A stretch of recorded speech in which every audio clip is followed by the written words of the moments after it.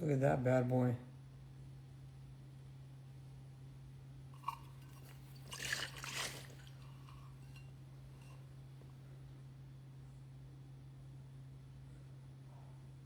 Yeah. Look at that longitudinal spring. Whoop, whoop, whoop. One more before we have a nice discussion about Pilates with my boy Joe Greco. Yo, Joe, I'm going to invite you on here in a second. I just have a few things that I need to say first, brother. But I will invite you on. I'll bring you on here in a second. Does this vortex structure the water? Perhaps. I'm not sure. I'm not sure I'm vortexing it fast enough in order for it to really structure. It looks nice. It's really good on the eyes. First thing I want to say is this. This whole conversation is going to be about Pilates. I'm going to be bringing my man, Joe Greco. I think he defines masculine excellence. He's a wealth of knowledge. I'm really, really proud to have him in our community because he's just such a dope dude. But the main thing that I want to say to start with right here, I understand that Pilates, I understand that physical therapy, that yoga can help people get out of chronic pain, that it can temporarily alleviate certain symptoms. The fundamental disagreement that I have with people that approach all these methods is that they don't build symmetry from left to right. They don't create balance in general in the body, and that any corrections that are made are not really corrections. They're really just workarounds, and that the workarounds themselves that you try and adjust on the body are really just shifting imbalance or just reinforcing your imbalance in a slightly different way. Functional patterns aims to correct imbalances fundamentally, to create symmetry from left to right, to create decompression where it needs to happen in order for people to actually function at the level that we were meant to actually take areas that are compressed again and create that separation, to create joint traction through the body. So when we talk about things on this live feed, I want people to understand that simply getting somebody out of pain isn't enough. That's easy work. That's easy work. Trying to get them to move in a way that's more balanced, that shows up in their gait cycle, is the difficult work. The bar is being raised, and I want everybody to understand in this industry that if you don't get up to the standard that I'm pushing the industry to, then you are not going to make it. So either you join us in functional patterns to figure this out, which is a wise choice, or you have to compete with us somehow, which is not a wise choice. So you either, if you can't beat them, you should probably join them. But it is what it is. I'm going to bring my boy Joe on, and we're going to have a discussion about his experience with Pilates.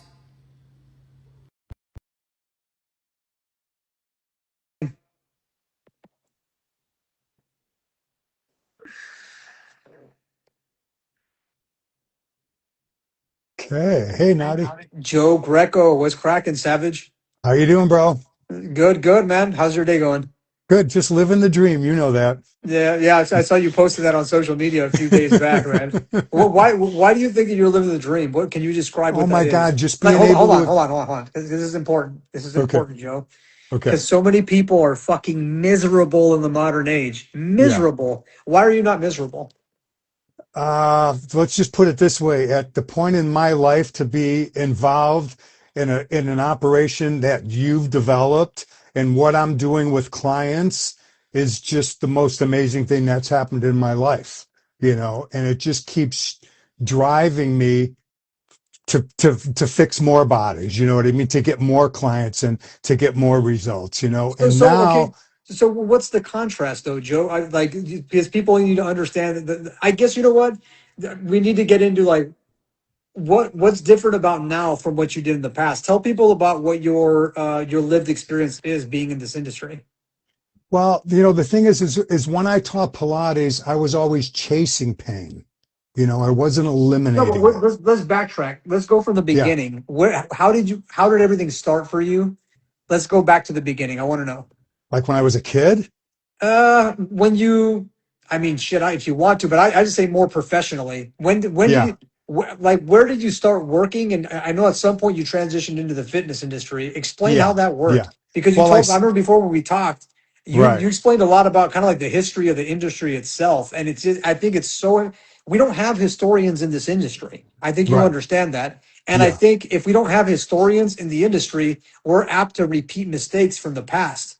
And I Sure. think that it's very important that the people that have been in this game for so long, that have been, I know you've been studying what's been happening in the industry for the longest time, right, Joe? Yeah. So, Exactly. Yeah. so if you, I've been in it since the 80s, you know. so how long is that now? What is like, how many years is that now? Well, if it's 45, 50, 45 years, you Okay, so know. what I was it mean, my like in first the, certification was the American College of Sports Medicine. And when that was was, when basically was that was this? in the 80s. Late And that was 80s, mid 80s? When was it was this? like the mid 80s, mid 80s. Damn. What was Yeah. that like? Well, what it was is it's just like people didn't really, the only people that worked out at that time were people that were in the bodybuilding, you Yeah. know. It wasn't like we were like people weren't in pain the way that they're in pain now, you know, because we still did things like, you know, You got to tilt the camera down a little bit, Joe. Just a little bit. There you there go. we go. Yeah, yeah. We were still doing things like, you know, washing our own cars, cleaning our own houses. You know what I mean? Yeah. You know, doing shit like that, actually going to the grocery store or, you know, and getting Yep. your groceries and not having everything delivered. And another thing that we didn't have is we didn't have this device that's right in front of Yeah, me, right. you Jesus. know. I mean, we didn't even, when I was in high school, we didn't even have computers. You know, we Actually, didn't yeah, even have DOS, you know. I so so mean, tell so tell me this, so tell me this, Joe. So what was the curriculum in ACSM? What was it? Just like the most like was it it was all bodybuilder stuff that really was in it? based What on, was in it it? was based on fitness testing. You know, we did like the sit and reach test. You did like how many push-ups you could do, how many pull-ups you could do, you know, and then you always did thing like when people did cardiovascular strength and conditioning, you always had to have them like at a certain maximal obtainable range of their heart rate. So you Yes. didn't kill them. So they got in a heart attack. They would have a heart So what kind attack. of exercise? What kind of exercise would you have them doing? So you know what? I get so mid 80s, you get certified. When do you start doing personal training with people? I started like actually right after that, Holy, you you know. were a personal trainer in the mid 80s, bro. I was a personal trainer before I became a Pilates instructor. And I was also certified on the first one that came out was the American Council on Exercise, Yes, that's the one I had. ACE, ACE. And then I worked at a gym in Chicago. It was called Quads Gym, and it was basically a power lifter bodybuilders gym, you know. Is that what you were doing? At that time I was doing bodybuilding, yeah. But no I powerlifting. was just getting into it. No, I wasn't doing powerlifting. Were No. you doing deadlifts? I was doing deadlifts. I was doing What? deadlifts and I was doing back squats How long did it take before you stopped doing them? like immediately. That's why I got into Pilates. So You okay, know, so when because did there you get into was Pilates? What year I was got in it? Pilates. I started getting into Pilates in like the early 90s. Wow. Okay. Yeah. So it was a pretty quick transition then. It was a real quick transition. You know what's interesting is I took a couple sessions from somebody and then I immediately found a used reformer and I put it in the back of Quad's gym and I was taking, you know, my clients through like basic stuff on the reformer instead of, you know, we were doing like a mishmash of stuff at that time, you So know. okay, so you were doing Pilates. When did you start doing FP? Like full on doing FP? How long ago? I've been doing FP probably about 6 years now. Okay, so you Yeah. were into Pilates. You were in Pilates for what, like almost 30 years then, right? Yeah, 25, 30 30 years. years? Yeah, because How I'm many? 65 years old, you know. Okay, so what was, I guess, tell me what made you transition out of Pilates? What were the circumstances that you felt got you to transition out? Like what were you seeing on the inside? Well, a couple things. The first thing is let's just talk about my own experience and then I'll go into what with clients and stuff. So when I was 17, my father had a service station. Okay.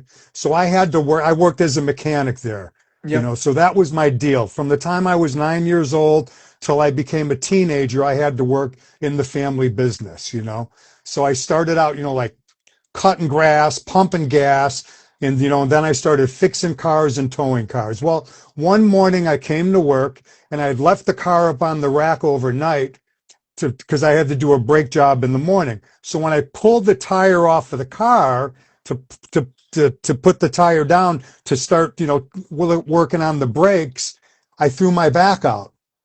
And when I threw my back out, I got this functional scoliosis, and I was just stuck with lateral flexion to the left, you know, Yep. and rotated to the right. Now I can explain it more, Yes, but then it yes, was just like I was stuck, you know. yes.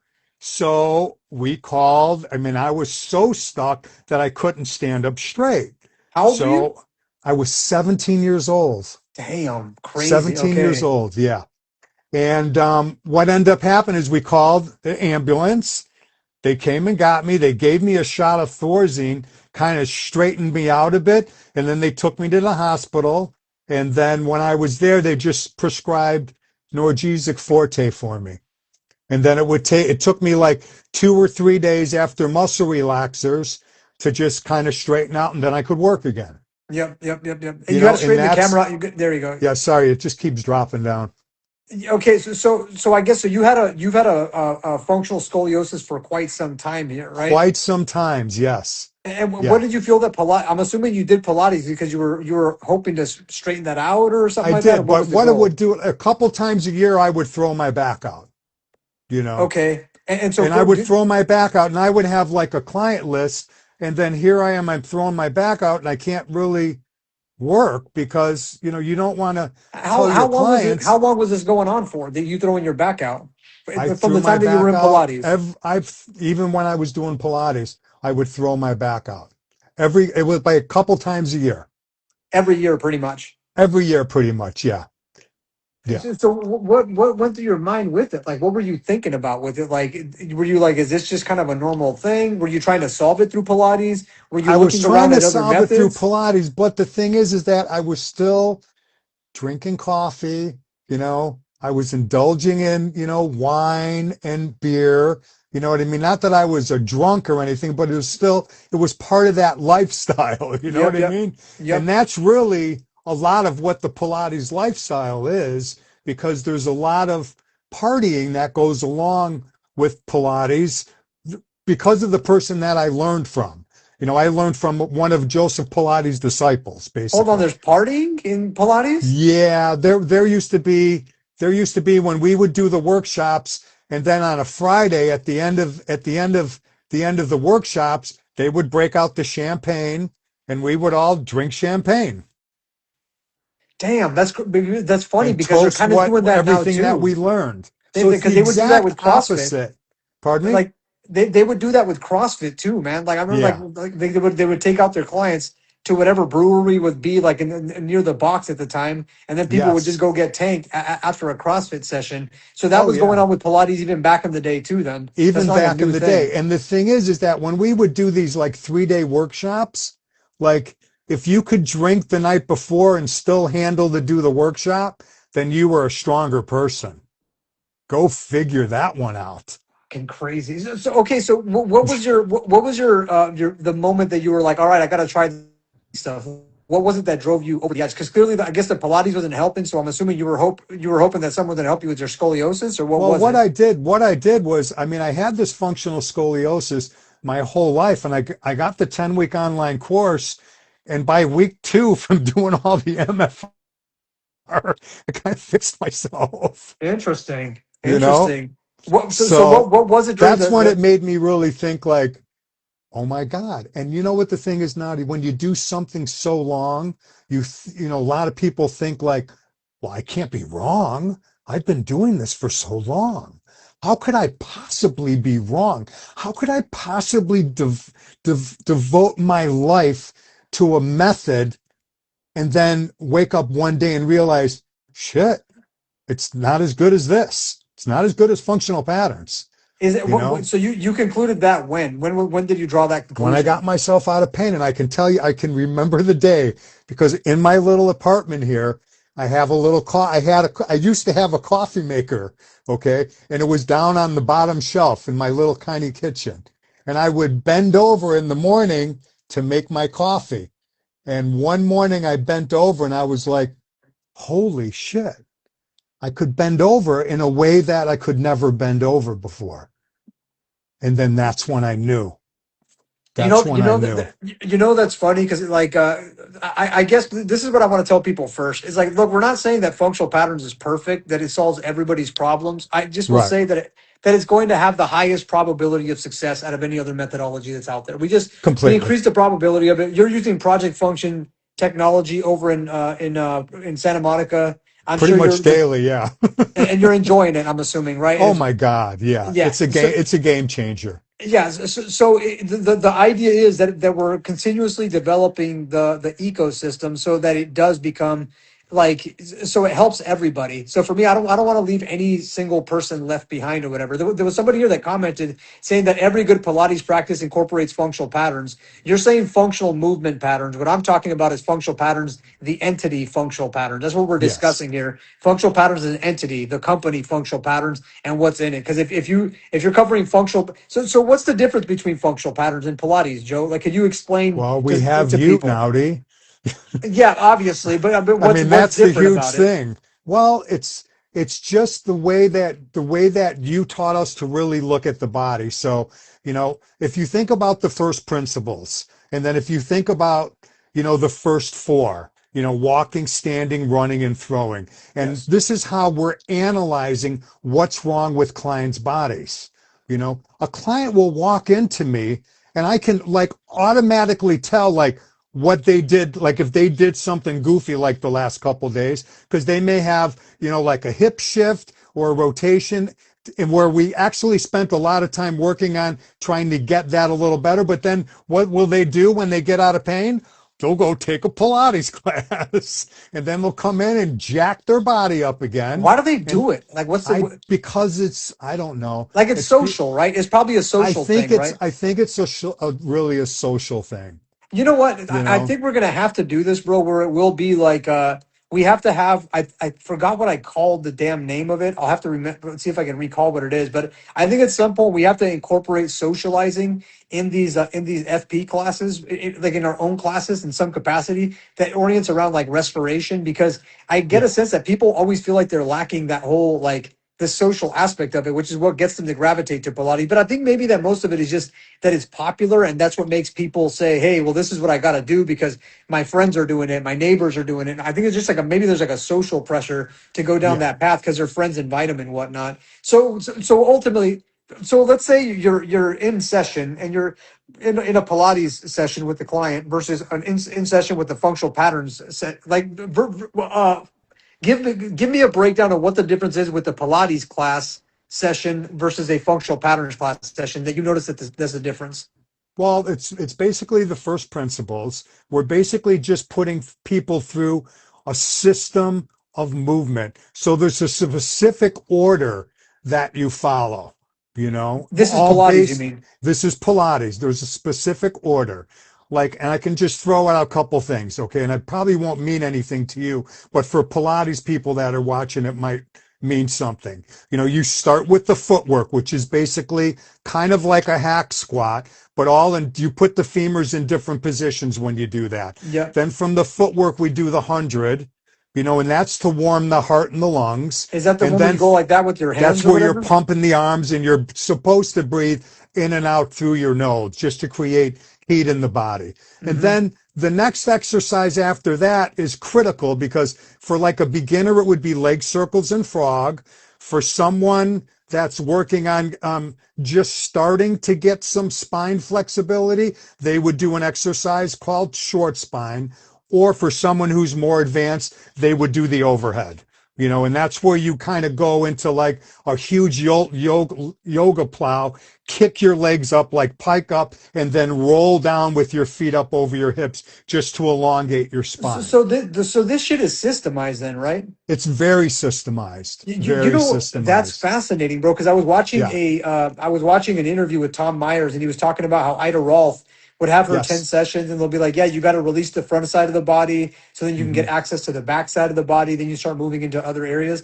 It's like everybody just wants to create a package of some shit. Whereas like in my shit, it's like, I don't, there's not really like, hey, follow this step or whatever. It's more like, here's a problem, here's another problem, here's another problem, and then Right. there's other problems. Be mindful of all these problems work. Now get out there. Can you kind of, I try and paint a picture to people of what progress is for a person, because I think that every single human body, there's like there's a hero in every human. Like every Hmm. human has the hero archetype built into them. And so what I see functional patterns as doing is moving that individual into their hero archetype to some degree, to where they develop a V taper, they have bigger glutes, bigger biceps, triceps, but that all those muscles are literally primed to get you to actually move better. Like that's the intent of it. So my job, what I try doing in these with our courses, is trying to give people that vision so they can just apply the vision onto the client. But that's fascinating to me that you're bringing up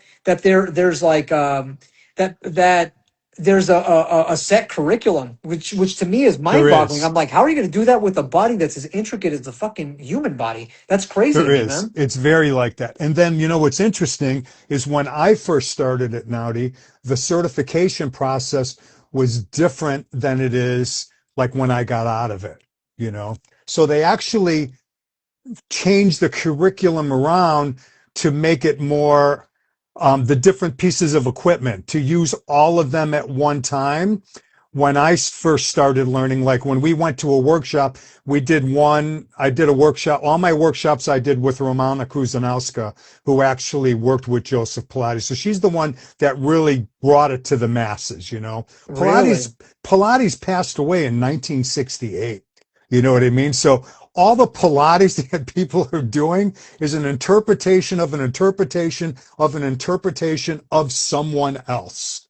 You Yes. know, that's, so Do when you I think it did, really would have, like, the original version of it would have been like that much better? Like, I'm assuming that Joseph Pilates probably would have been more adaptive than how people are doing it today. I'd imagine, right?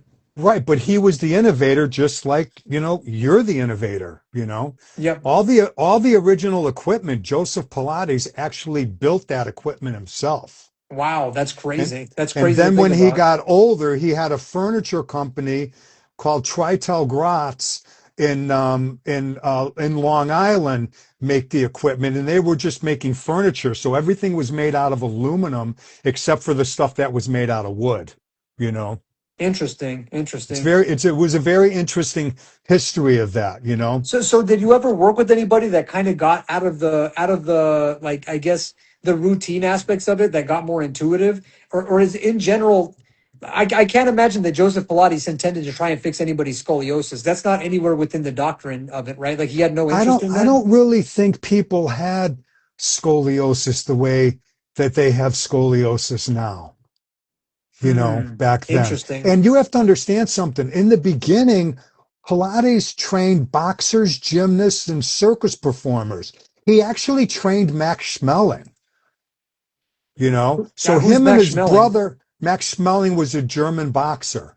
Ah, okay, He's the okay, one that I think he beat Joe Louis once and then lost to him when he came okay. over here from Germany when the Third Reich took over. Yes. That's the history of it. But Pilates, I mean, the dancers really didn't come into it. The only reason why the dancers actually started with Pilates is because they were in the same building that he was in, the New York City Ballet. So when Balanchine saw what Pilates was doing, he started sending his prima ballerinas to him. But from the stories that I heard, Pilates really didn't have the patience for the prima ballerinas that he gave them to his wife Clara, which Clara really took care of more of the dancers, where Joe worked, with more of the men. So it was like a men and women kind of thing back then So too. what do you think Pilates is today then? Is it more like the women version of it, or what is that No, it's like? completely washed. It's whose ever version, because what happened is they never trademarked everything. There was a guy that bought the rights to the name at one time from, believe, of all people that owned Pilates, the owner of Isotoner Gloves owned the rights to the name Pilates. Huh. when I first got into it. Then he sold it to a physical therapist named Sean Gallagher. Sean Gallagher got the rights to the name, and in the interim, he was trying to trademark the method, but he jumped the gun and didn't finish all the trademarks, and he started sending cease and desist letters to everybody that was using the name Pilates. And then all of these people got together, they took him to court, and this is over a period of like 3 to 4 years. They took him to court, and one of the guys that was responsible for it is the guy that owned, at that time it was called Current Concepts, a guy by the name of Ken Endelman, and now he owns Balanced Body. So for him, and he makes all the Pilates equipment now for pretty much everybody, you Yeah. know. So for him to get the rights of the name to turn it into Kleenex is basically what they did. Then anybody could do anything with it and call it Pilates. But I'll say this, that with the machines that are there, I've used like the Pilates reformer and whatnot. There's things that you can do in it that are pretty interesting. But I can't imagine that at any point of your education that you probably felt the same level of like trauma induction that you get doing a chamber. I'd assume, right? None whatsoever. Yeah. So None so I can't whatsoever. imagine even at the origins that there was anything like that, like a chamber sequence involved with what Pilates was doing, right? You know, Nowdy, if you think about a knee valgus, okay, in Pilates, we would think about a knee valgus. What we would do if people would press out and their femurs were internally rotated, we would have them turn their feet out and only press out to where they didn't get in the valgus. Okay. Like I was severely bow legged. Okay. When I first started Pilates, and you've been with me, you notice I'm not bow legged anymore. Yes. Yeah. Yeah. Absolutely. Yes. Right. Yes. Your legs are So straight now. that, Yes. yeah, my legs are straight now. So my tibia and my fibia don't twist the way that they used to. And that's because of the chambers that we do, and that's because of what it actually does with the fascia around the bone. I mean, we are actually changing positions of the bone, and I'm 65 years old. You know Well, what I what's mean? but that's what I think. I think a lot of time with people that do Pilates, what they don't understand is like that there's a trauma induction that like what I try doing is firing muscles at the deepest points that you can fire them so you can Yes. trigger a change in the bone. Whereas I mean, you tell me because I look at you. I have never done Pilates. I Right. think maybe I've done one Pilates class in my life and it was Yeah. terrible, like absolutely just horrendous. I think it was one time I took it and I was like, I'm never doing this again. But Right. I just remember my hips just feeling super cramped up and my lower back just super stiff afterwards. But I think Yeah. that the part that people don't understand in Pilates, and this is my intuition, is that they'll feel fatigue in muscles, but the fatigue is always very superficial. It's not Mhm. there's not like a deep fatigue, and there's not a lot of space created through the structure as the fatigue is happening, which to me is like a big like one thing that's unique. I think about a functional pattern chamber versus doing any kind of an exercise is from how I feel it, it's like a Charlie horse, like somebody's kicking you in the leg. And then, like the muscles, like somebody kicked you in the leg, and then you feel like the muscle firing from that point because it feels so deep. But I can't imagine that at any point you felt any sensation like that through Pilates, right? Nothing like that. And so, Nothing like that. when did you? I know that you said that after you did the MFR and you could bend down and you could like not mess up your back. When did Right. you actually do a chamber sequence? When was the first time that you did it? And what were your thoughts when that happened? I was completely shocked that I couldn't stand on one leg, like when I did the hip flexion, that I couldn't stand on one leg and pull the other leg in. I couldn't balance on one leg. So, what about when you And could then what though? I also noticed is it was just a huge difference from my left to my right side. Like huge. And I never noticed that what before. was the difference? So I guess it just comes down to you never really had anybody like systematically try and address your dysfunctions. I guess you never approached that at all, which to me is No, just they never talked about anatomy. They never fuck. talked about anatomy. So hold Never. on. So look. So Romana let's would say things like she wouldn't want even people to say glutes. You had to say derriere. You know what I mean? She was a very flamboyant, balancing dancer that was born in Michigan, but that was Russian, you know, and she carried that persona about herself, you know. so I So guess here's the question: did you ever start incorporating anatomy into your Pilates practice? Let's say towards the of late. course I did So on my when did own. Okay, so when did that begin to happen? Let's say start talking about the late '90s when NASM came around. Is that around Yes, the time when you started kind of like incorporating more like anatomical? exactly. Then I actually took an anatomical course, and I went through an anatomy course where we actually worked on cadavers, you know. Interesting. So But then they were after that, formaldehyde cadavers, not like the cadavers that Thomas Meyer does, yeah, I did one of those dissections myself, bro. Yeah, I'm still contemplating wanting to do it again. I just don't want to deal with the dead bodies again. I may consider doing it this next year. Like I'm probably going to apply and think about doing it because I'm just like, there's so much that I have to like investigate. yeah. And I think it'll help. Yeah, I'm gonna have to do it. I don't want to do it again, but I'm gonna have to do it. But anyway, Just the way they break all the fascia off the body, in the anatomy trains is, you know, it's like, I mean, that's where I learned from you and from, the 10-week online course, so you know. I guess here's the next question to ask is I'm like, so at some point you became exposed to like NASM concepts, right? Yes. So didn't NASM teach you some of this stuff, like in terms of like balancing on one leg versus the other? Because I grew up on that. That's when I came into the game around 2005, 2006, Yeah. when that was starting to become more popular. That was like that was like my foundation. I was already like at the place where anatomical, like anatomy mattered and functions and dysfunctions mattered. Right. That's when I Right. came in. Yeah. So even though you became it, so why do you think that you didn't pick anything up for the most part from NASM or from that movement at that time? Was it? I'm assuming it's just. I already know what it is. It was just not effective. I'm not trying to impose too much into it, but Yeah. I want to know like No, what's it what. wasn't effective enough to me for what I was doing that it knocked my socks off, Yes, Because to, at that time I was in North County, San Diego teaching, and would go to the Frogs gym right across the street, when I was in Solana Beach. And like a lot of the Arizona, the basketball players would be in there in the off season doing all the functional stuff, you know. And I was interesting. just in my own world then, with what I was doing with Pilates, and nothing really knocked my socks off the way the 10-week online course did. That's crazy, man. That's Yeah. nuts. So I guess that must have been somewhat of an epiphany. I mean, moment to be around for that long, and then finally something came around that actually made a significant difference. Yeah, Yeah. I like what's interesting to me is like when you talk about like the whole myofascial release. I remember when I like the first time.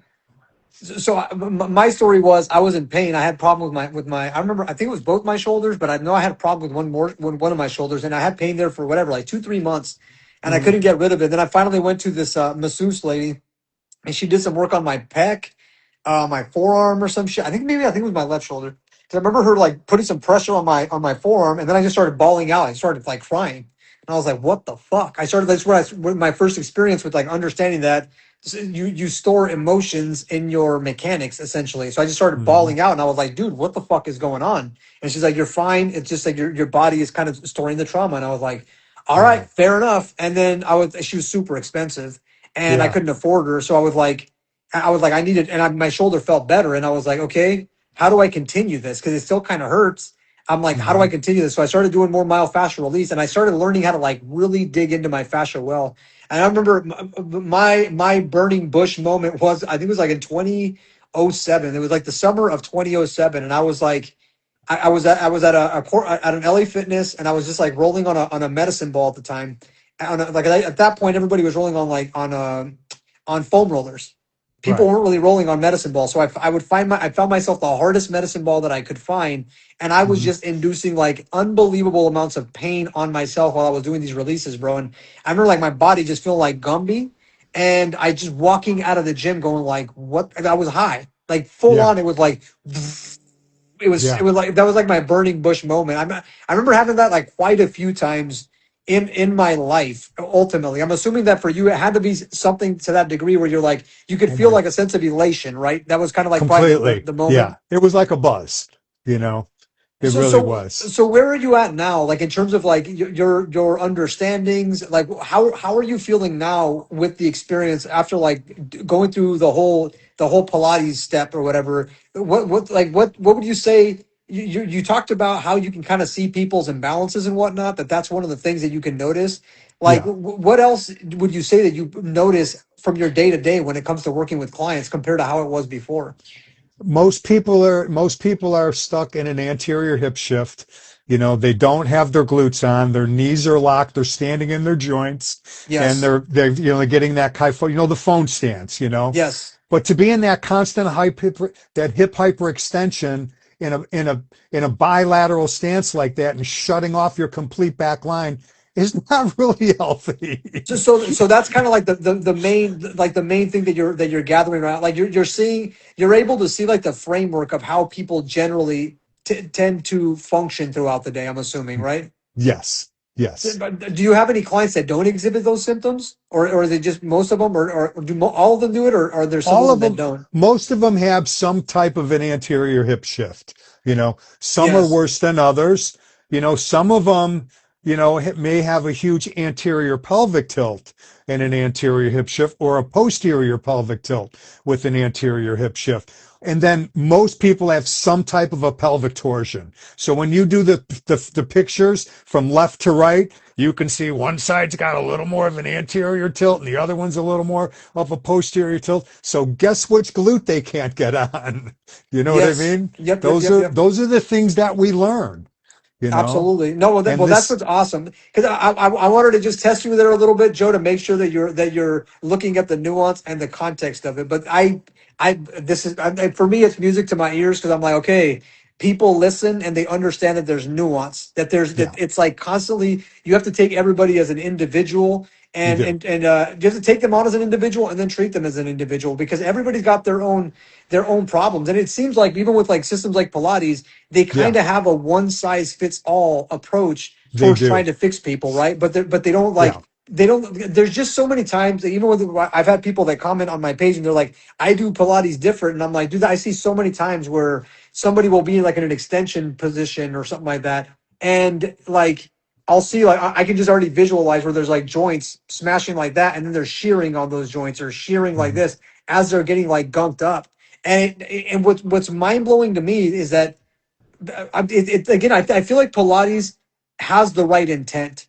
I Mhm. think they're really about trying to tonify the body, right, Joe? Pretty much, yeah, yeah.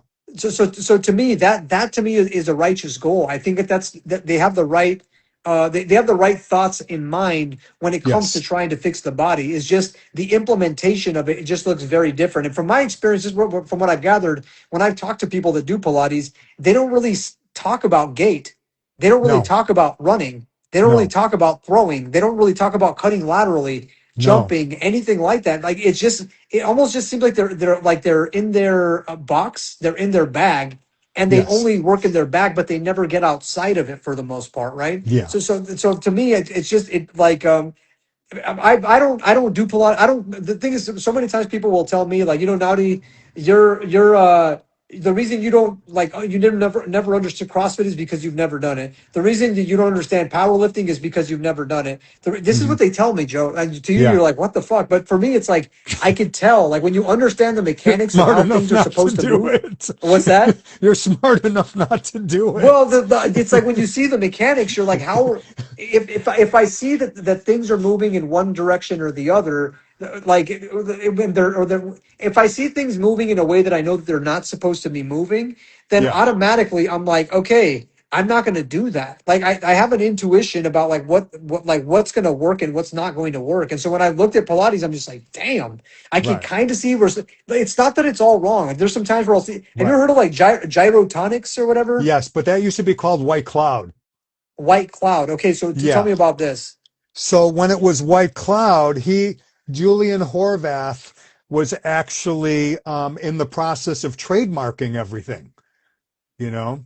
And that's when he trademarked it and changed the name to Gyrotonics. When it was White Cloud, you couldn't go there unless you knew somebody because he didn't want you to see that piece of equipment that he developed.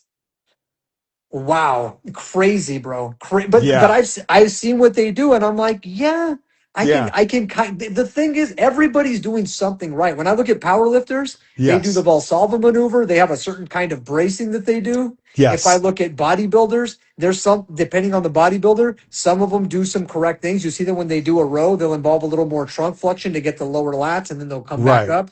And so I'm like the bodybuilders will do some things that are correct. If I look at people that do Pilates, even if I look at people that do yoga, there's things that they do correct, except they don't account for the creation of space in the joint. Like if I Right. say that intuitively, does that not that kind of has to register with you, right, Joe? Oh, completely. Because all Pilates does when you press out in that reformer and deep hip flexion is you're compressing all your joints along with your spine because you got the weight of the shoulder pads on you. And if it's a 4, 5, or a 6 spring reformer, it just makes it heavier. So you tell me if you're going to do something the first time, you're going to want to have all those springs on there and make it as heavy as possible because that's the mentality people have, Oh, you know? so there was like ego lifters in Pilates as well. Oh, completely, completely.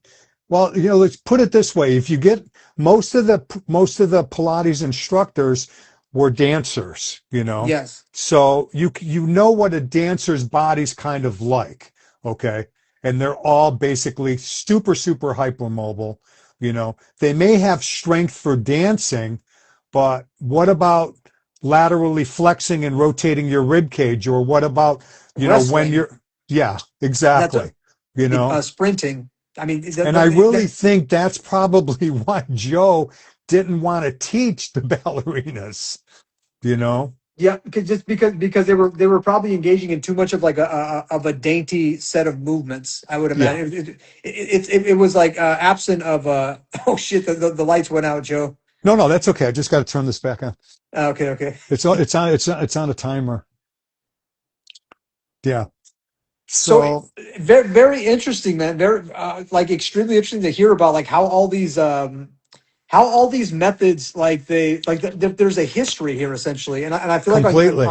on your end like you've been around through so many of the trends that are there. What do you think? What do you see in terms of the future of the industry? Like obviously you're going to think it's functional patterns, but boots on the ground, working with clients, and like seeing what they're dealing with on a regular basis, hearing what they're talking about. Yeah. Like gyrotonics aren't popular. It's fringe. No. Somebody's asking in the comments. I think So the young kids, the 20 somethings are waking up. so like how do you know? Tells you that? Because I have a couple kids that I'm teaching, and the What are way they that they're saying? the way that they're looking at things, they're all like turning into these biomechanical geniuses on how they're looking at the body. And my generation was not like that, you know. You know that it's a very you know that there's I think that there is some semblance of hope. Like I went to a restaurant today and I had this kid. I get a sense that the youth is really smart.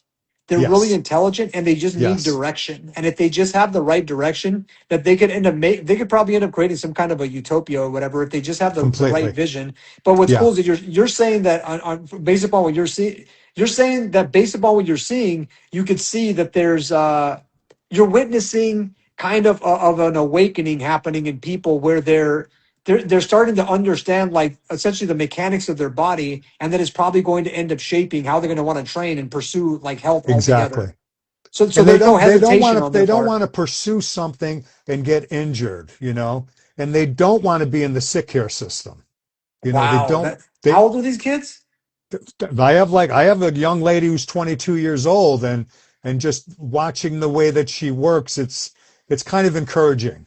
Like I really feel like there's hope, you know? No, for I absolutely, Yeah. you know me, Joe. I engage with people on all sorts of topics, Yes. all kinds of shit. I think I probably engage in some of the most diverse topics with some of the craziest people you could possibly Yes. engage with, and I see that there's sanity in every person. Every Yeah. person can be sane. Every person has a logic to them and whatnot. I just think they need to orient to that logic and find a practical direction that can help them figure their stuff out. Yes. But yeah, man. Well, I really appreciate you coming on and giving like letting people know the wisdom that you picked up. Like, what are tips that you would give to people as a practitioner in FP who's been in it? You're 64, 65 years old. 65. 65. So Yeah. you're, as a 65-year-old. there's a lot of people that are in their mid 60s or even in their early 60s that are Yeah, broken down. You know, that's one thing. You know what's interesting, Joe? Let me tell you something. sure. You'll have people that are resilient. I'm 41. I'm about to be 42, but like 42, it's you see a lot of people that can still move around really well when they're 42. When they're Yes, 52, it begins to kind of diminish, right? When right. they, as soon as they start that 60 mark, bro, that Yeah. 60 mark is a fucking difficult mark to deal with. That is extremely hard to deal with. I Yeah. found that when people are 60 years old and they're broken down, it's really hard for them to come back. On Hmm. your end, what kind of like mental tips can you give to somebody when they're, let's say they're 55, 60 years old and they're hitting that wall and they're like, ah, man, everything's super stiff. My Hmm. joints hurt all the time. My Right. body feels like shit. What tips can you give to them from your years of experience going down this path? What do you think that would be really useful for them to understand? They got to live the FP lifestyle. What does that entail? That entails no caffeine, no stimulants, change your diet, work on your biomechanics, learn about your body, learn why you don't rotate to the right as well to the left, you know, learn why you've got one femur that internally rotates and one that externally rotates and why that's happening and why that hurts you when you go for a long walk. I mean, it's all, you lay it all out. Start with the 10-week online course. Go to Human Foundations. Go to HBS1, learn. I mean, you're giving like college education to people for pennies on the dollar, and they've got to be stupid to not jump on this bandwagon. So in other words, Joe, what you're saying is that they need to take themselves on as a priority to figure their bodies out in a responsible way, essentially, right? Completely. Yeah. Where they need to actually understand what's going on. That's Right. essentially it. And Right. and what I find it absolutely inspiring that you're willing to take that on, Joe, because there's so many times that as we get older, like, you know, people just they're like, bah humbug, I don't want to change anything. I'm like, whatever about it. But I think you encapsulate so much about what the human spirit is. If there is such a thing, I think it's like the spirit of life itself, where you're constantly aiming to push the envelope. And on my end, man, there's few things more important to me than helping guys out like you to make sure that you see it through on to the next side of this. So there's more to come. Yep. I'm not done yet. I Oh, want I to make know sure that we that. can. Yes, so there's more to do and there's more to figure out, Joe. And I think that once we get on the other side of these problems, um, I want to push the regeneration. I want to push the neg entropy button. That's the Yes. button that I want to find. And so I'm going to keep moving in that direction, bro. And I think that with your tenacity and with of the tenacity that we see in this community, I think if we're all tenacious enough to say, you know what, we need to take this on as a priority, that we can get to that better world that we're all seeking, and forget about a better world. We can have a better individual life, and Yes. as individuals, our lives get better, but then collectively, everything gets better because all the individuals have their necessities taken care of, and that to me is Exactly. of utmost priority. It's we have to feel. People need to feel like like they have something to lose in life. And I Hmm. feel like with so many individuals that are out there, they engage in these crazy behaviors because they're like, well, I don't have anything to lose. What do I care? I'm assuming Right. in your situation, you say you're living the dream. Your dream, what's your day to day look like, Joe? Well, what are you doing? Well, I get up early in the morning, you know, I start with clients early. I usually make my food when I get up. I head over to the studio. If I don't have somebody right away, I work out for like an hour or so on that wonderful new tech that we have, you know, Let's and then go. from there, I'll see clients, you know, five, six in a row, you know, then come in, get a little sunshine, maybe get in the water a little bit, you know, then go back and hit a couple more before night's end, you know, then do it all over again the next day. And that's just I don't work just 4 days a week. I'm at it every day because it's my life and because it's my purpose and it's what I do. And I don't look at my work as something that I dread. I'm excited to wake up in the morning and go do this, you know. Why That's why why do I'm so stoked for HBS3, bro. I'm coming. I'm coming.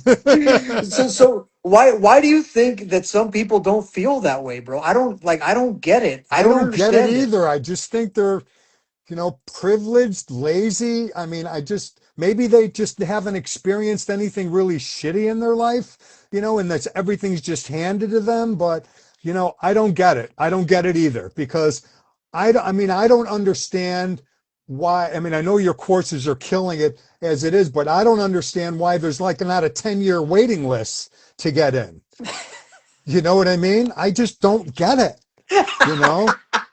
Like, throw your ego aside. I don't care if you've done the same shit for 5 years, 10 years, 20 years. Throw it aside. This is better. Well, so you know what? There's an important part to this because I believe I think Mike told me about. It. I think you had talked about it today, or Yeah, not the last time that we spoke. You had talked about it. That you owned a Pilates studio, right? I did. Yeah. And I've owned so multiple Pilates studios. okay, so you're Yeah. coming from the vantage point of giving up a lot so you could actually go pursue this path, right? That was the idea. So Yeah. what made okay? Well, we can't like let this information go, Joe, because this is incredibly Yeah. important. What was that like? How did you deal with that psychologically, bro? Because there's so many people that don't want to do that. So many people are thinking, shit, like I'm assuming you were making money off of these places. You were like you Right. were I was making money. I just transitioned. Like what I did was like the Pilates clients that I had, and actually that I still have today doing FP, is that I started slipping in the 10-week online course and they had no idea what was happening. That's crazy, bro. That's crazy. So then You at some know? point you were just like, hey, I'd rather just close up shop on this and just like I do did. I some. sold all the equipment. I bought a Region trainer. I put it in the same space that I had. And I actually, that was in my COVID space too. And at that time, I still had my COVID space and I was over at So FPSM. what the fuck? So I don't get this, Joe. Are you saying you didn't have like an insecurity about this shit? What the fuck? Hell no. Are you kidding me? When I believe in something, Naughty, I'm all in.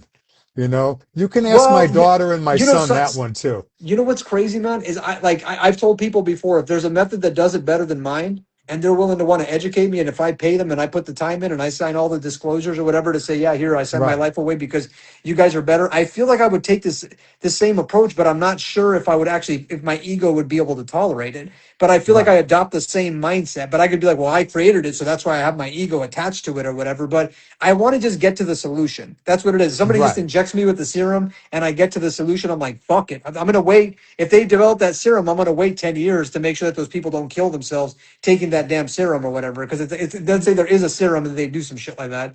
But Most innovators, Naughty, they want to work a little bit, get the thing ready, sell it, get it to go public, and they're gone. You came to FPSM when we were working on that tech. You put in 12 hours with us, and you're the CEO of the company. This yeah, morning you this morning you no, this morning you texted me at 5 a.m. There's no one like you, bro. Nobody yes. works the way you do. Well, the thing is, bro, I try and live this. I try and lead by example. Yes. Like I try. But what I'll say is this, bro, to go back to because this is so important, Joe, that it gives me hope for myself to Hmm. know that you went through that kind of humbling. Because that Hmm. means if I have to go through that humbling, I will be willing to do the same shit and not act out of an insecurity. Because fuck, man, there's so many people that just act out of insecurity and they're just thinking like, what am I going to do with my life? But on your end, you're thinking, just hustle, just find a way to Hey, make it you work. have to. We're in service of people. We're not in service of ourselves. Okay. Fuck. You know what I Whoo. mean? We're in Fuck. service of people. And that's what we do. And that's what it takes to be a great practitioner. Is you That's got to Joe Greco, ladies and gentlemen. leave Joe your Greco. That's shit why we call him the alone, legend, you dude. know? Yeah. Joe, that's exactly it. And that's one of those things that people so many times like I had an engagement with the guy yesterday. He's like, now you keep making this about you and blah, blah, blah, this. And I was like, we were in the DMs and I was like, I'm not making this about me. Literally everything No. about what I'm arguing about is us getting science on track with like getting science like on track with what works. Like Yes. that's the premise. And if Right. we don't do that and people keep listening to science and science keeps telling them that, hey, go do some yoga or go do Pilates or Alexander Right. technique and all this other shit. And Yeah. that stuff doesn't end up working for them long term. And then they end up in the surgery room, like with a hip fucking replacement or a knee replacement. Then it's like, how is this not about fixing people at the end of the Yeah. day? You know, the Then Joe, you failed, basically, you know, whenever you if saw that an shit infomercial, happens. like what did you feel like whenever you saw an infomercial on TV during the 90s? Oh my God. A fitness I infomercial. worked at Mari Windsor's studio at 26th and San Vicente, and she was doing those late night commercials selling the Pilates mat stuff, you What know? did you feel, what did you feel about it? Like when It you was a saw it, joke. It was a joke. it was angering, right? It was Yes, it aggravating. was. It Did, was angering why was it? Why do you think it angered you? because I spent so much time trying to give people a service that was legitimate, you know, and not to make so I could make a lot of money and then retire. And But, that's the but whole thing that happened with Pilates because Pilates isn't meant to be was never meant to be taught in classes. Okay. But I could make $75 an hour for one client, but if I have six, I can make $245. So you tell me what people are going to do.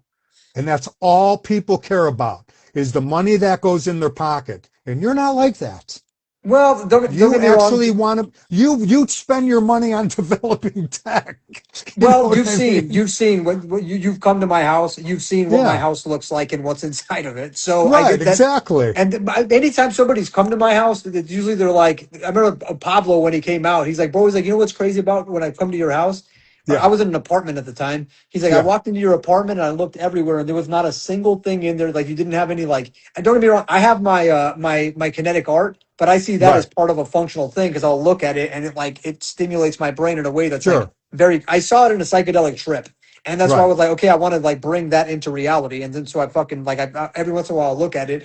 But in general, everything that I own has some kind of a purpose with the intent to make me better as a human being. And so Sure. for me, I just want to extend that on to other people. And I don't have a problem with people making money. I want people to make money. I want people to Yes. set up some kind of a retirement for themselves. I want Yes. people to have a to surmount a savings in case some shit happens that they can take some time off. I want people to be fiscally competent. So it's not the fact that like I need to make a profit to make sure some shit happens with me that I can get some time off. Who the fuck Sure. knows? I don't know what may happen, but I put myself through a lot and hopefully I don't have fucking cancer growing in me or some shit like that. I don't think, but you never No, know. not But the way on my you eat, end, bro. You're what's that? good. Not the way you eat. We'll see. We'll see if yeah, I do eat well. I do eat You very eat well. well. You eat But well. but that said, it's like the way I see things, it's like when I look at infomercials, when I Yeah. would see them, I would get mad. I would get Hmm. really angry because I'm like, you think I'm that stupid? You Right. think I'm so dumb that I take it personally.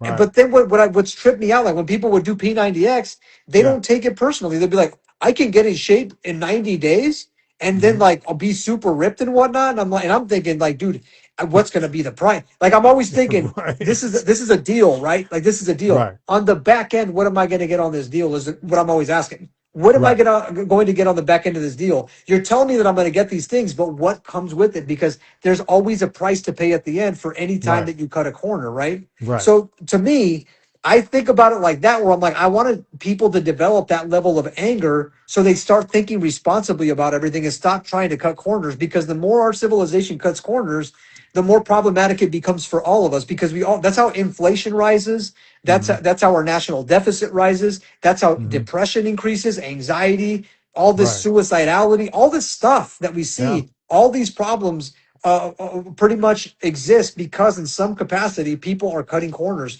people are trying to take shortcuts. And so when I Yeah. see that stuff, it's so hard for me not to get angry. It's so hard for me to see when people are playing these games and I'm like, make your money. I don't mind if Right. somebody makes their money. I just want to make sure that it's like there's good math, Right. that it's practical. That somebody at the end of this journey that you put them on is not going to end up saying, "Well, what the hell did I just do?" And the unfortunate thing is this, Joe. Hmm. Most people don't even care whether they go on a fitness journey and they end up in a rough spot. They're just like, that's just that's just the normal part of aging. They just chalk it up to aging. But to you, you've They obviously always say understood that, that, but it doesn't have to be that way, you know? and It you, doesn't like I have to said, be that way. It's an you're instant 65. generation. It's an instant generation right now. You know, everything's got to be instant. Everything quickly, you know, like Amazon, you know what I mean? Like just return it and just order it, it'll be delivered to you. This is the Yep. world now, you know?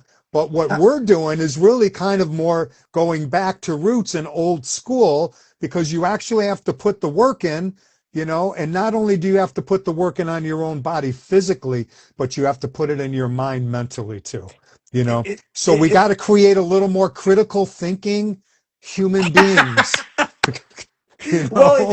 I get, the whole idea is that critical thinking is there to make sure that we survive.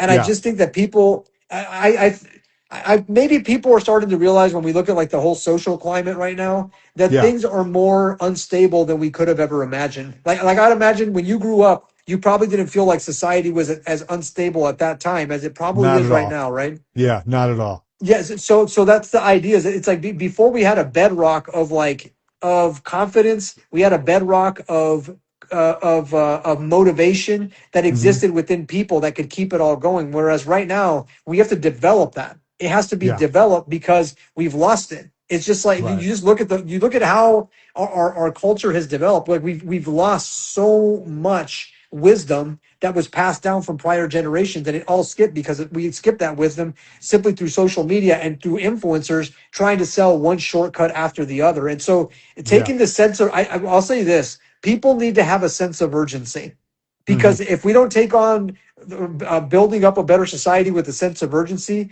we're going to lose it. It's Yeah, going to be lost. It's like, completely. Yeah, and you don't know what you've got until it's gone. right. And That's to the me, nail right on the head right there, brother.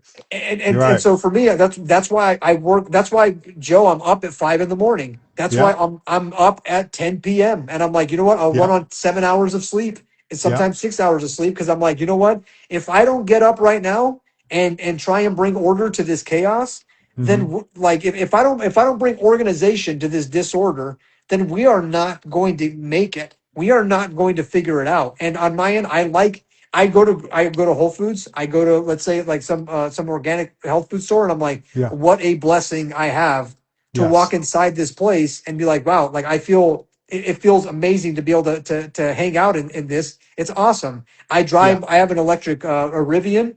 You can buy electric cars for like $25,000 now. It's like they're cheap Exactly. as hell, and they Right. drive. If you buy a Tesla, it's like it pretty much drives itself for the most part. It's very impressive. I'm just Yeah, the like, world's changing that way too, which is great. which it is. It is. Yeah. It's just it's so hard for people in the modern age to appreciate because they haven't lost it.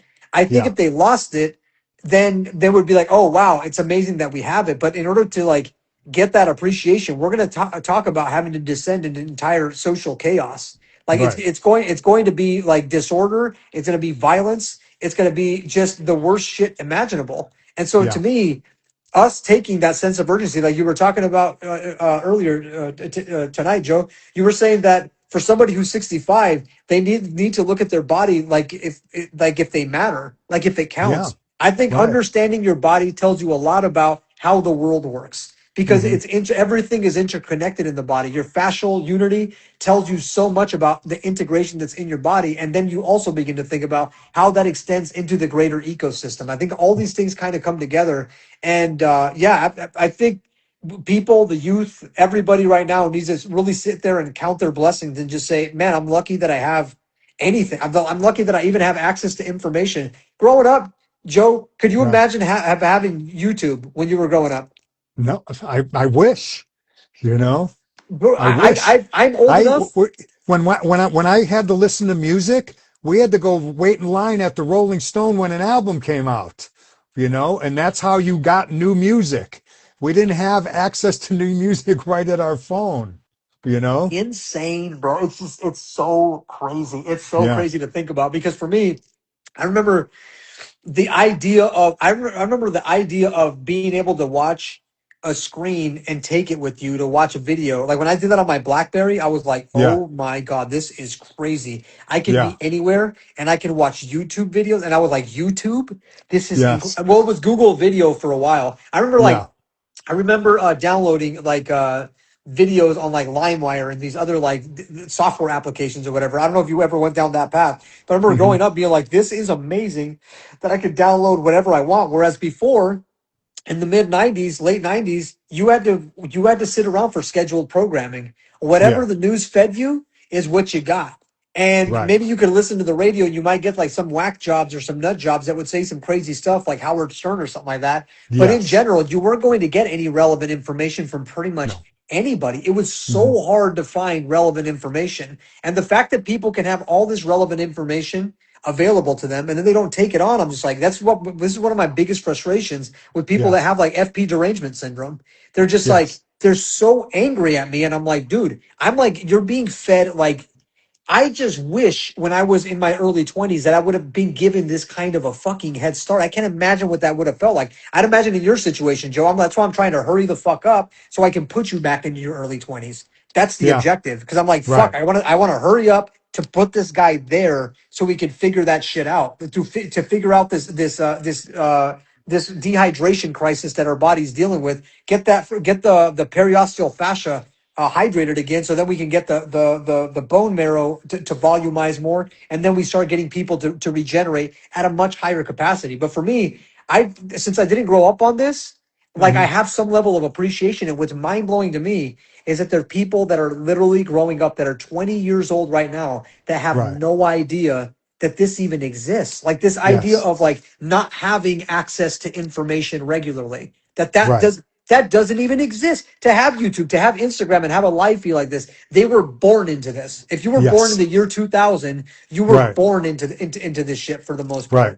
part. Which to me, like I said, it's a mind fuck that there's a whole generation, there's multiple generations, there's two generations now growing up with all this stuff that's just at their lap. And it's like, if us as the people that are older are not telling the youth about this, then when the fuck is it ever like when are they ever going to turn this around? So Yeah. Yeah. We have to we set examples. We really do. yeah, and Yeah. that's what I Yeah. see it as. It's Yeah. kind of like if we don't set the youth is going to be the one that props up the civilization when I'm older and when you're older too, Joe. So if the youth doesn't prop it up and they don't do the actual grunt work to prop it up, maybe it might be AI, maybe it might be robots, maybe it might go down to that path. But Right. nevertheless, you can't just have a completely incompetent youth that's detached from reality be able to Yeah. engage in a civilization like that. If the civilization is going to be sophisticated, so does the human organism in that situation. The human organism also has to be sophisticated to deal with constantly changing scenarios. And so to me, it's imperative that again we take this sense of urgency to really try and understand obviously your body, but really at the end of the day, like you mentioned before, Joe, it's not just about understanding your body, but it's about understanding your mind, trying to understand why you are who you are. Like I had an engagement with an individual in the DMs, and I was telling this person that because there was an engagement where we were discussing whether free will or determinism were a thing, and I started explaining Hmm. like I'm deterministic because when you're deterministic and you say that the world kind of that you're not making a choice, you're arriving at choices. And Hmm. the reason that you arrive at the choices is because there's so many moving parts around you and you have a program that's built within you from your childhood that Right. teaches you how to approach life. And you hope that for one, your genes help carry you over. And on top of that, that your conditioning kind of carries you over through different struggles and whatnot. But Hmm. understanding those variables is what leads to us being kinder to each other and kinder to yourself. Like, you know what's one thing that's interesting, Joe, is that people have shame for the things that they've done wrong and they have Hmm. pride for the things that they've done right. But you can't feel shame for the things that you've done wrong because you didn't choose your body, you didn't choose your parents, you didn't choose your Right. environment, you didn't choose your language, you didn't choose your siblings, the people that you went to school with, the teachers, all that was given. All these Yes. people were given. Your conditions, they were completely given to you. So if you Right. fuck up, it's not your fault, but you can No. get up and go to work and not live with this constant bit of shame that's inside of you. But in And the just same grow and learn token, from that shame. exactly. But then at the You same know? time, if you're successful, humble yourself. You weren't given Yes. your genes, you weren't given your environment, you weren't given your great teachers, you weren't given the access to resources that probably other people would. You were given all these things. You were given all Yes. these things. And so like all of these things are given to you and you can either be a success or a failure, but when it's all said and done, it's not your fault if you're a failure, and it's not to your credit that you're a success. And I say this for myself. I'm Hmm. lucky. I'm like extremely lucky I was raised the way that I was. And so understand it's not even just about understanding your mind, but understanding the factors that shape the mind to begin with, the external Hmm. factors, the causal relationships that shape who we are, the biomechanics, understanding how our spacesuit affects our brain, understanding how our brain affects our spacesuit.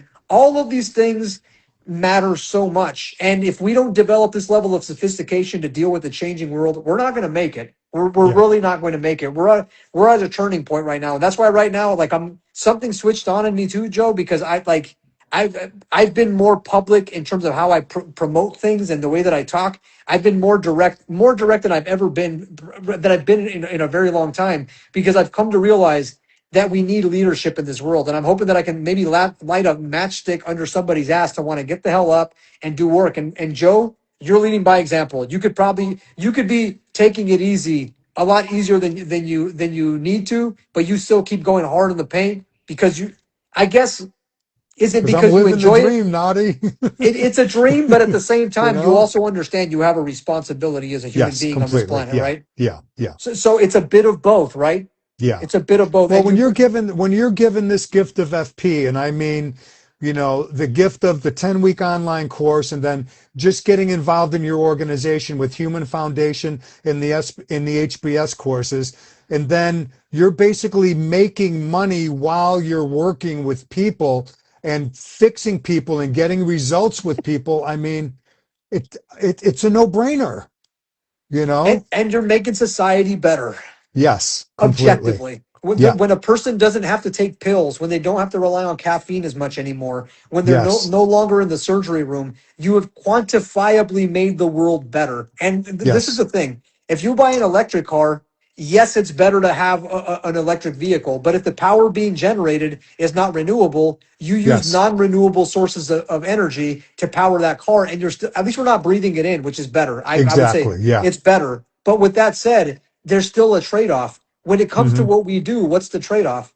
None. Yeah. There's Right. no, let me put it this way, there's no compromise with the dysfunction. It's more like all W, like somebody just put in the chat, it's all wins. You're Hmm. only engaging in wins. You improve Yes. yourself because you develop more wisdom. You improve the client because they're developing more wisdom and resilience. And subsequently, the society gains because now we have one more person that's in the game, playing on the field at a high level, who's not Hmm. making excuses, who's not miserable about their existence, who's ready Right. to just take on life. And that to me is what's like, what to me, it makes it a complete no-brainer. And I'm so glad that you're saying this, Joe, because for me, I felt like this is the most no-brainer path to go down. And honestly, I think your spirit is infectious, Joe. And I'm just very, very appreciative to have people like you in this community that are going to keep pushing it. And bro, I'm going to keep going so fucking hard. I'm going to just continue to keep going hard in the paint. And I'm just going to go hard in the paint as hard as I can possibly go, and as hard as much as people. I'll grow this to the degree that people can support me and help me build the infrastructure. But I'll Hmm. do the best that I can with the resources that I have. That's all I can guarantee that I'm going to do. Oh, I know And you people will, like you Naughty. are the fuel for that fire, man. Yeah. Thank you, my friend. And anyway, Joe, I'm sure we'll be in touch in the future. Actually, Yeah. yeah, we'll be in touch. Yeah. We'll be You'll in find touch. out. Yeah. We'll be in touch, brother. Thank you so Okay. much All right. for popping in, and to Thank you, everybody that bro. was on this live feed. Thank you Yeah. guys for joining us. What a great conversation. And give my best to Kathy. Okay. Absolutely, Okay, absolutely, bro. sir. Take care. Have Have a a good good one, Joe. evening. Thank you Ciao. so Bye bye. much. See ya. Bye.